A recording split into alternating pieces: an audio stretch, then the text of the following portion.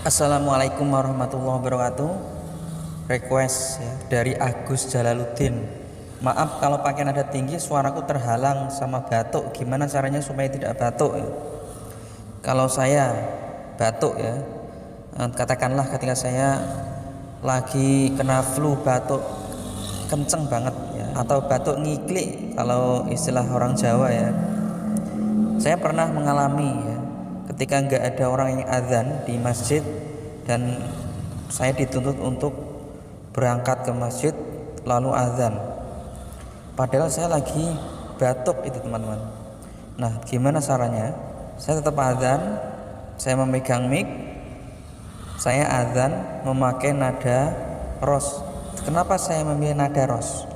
Saya memilih nada ros itu karena menurut saya azan yang paling simple nadanya itu teman-teman. Nggak perlu pakai cengkok yang lama-lama, nggak perlu pakai liukan yang panjang, karena kalau pakai liukan panjang ya kacau nanti. Lah batuk kok ya, saya tuh batuk pakai liukan panjang ya kacau, nanti putus di tengah jalan malah parah nanti, nggak karuan kalau didengar masyarakat, malu ya. Nah, lalu gimana solusinya?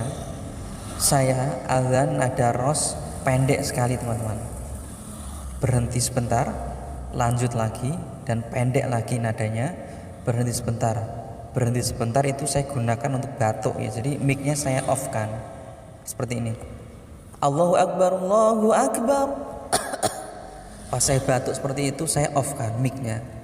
Allahu Akbar, Allahu Akbar, saya off kan dan batuk. Begitu seterusnya sampai selesai.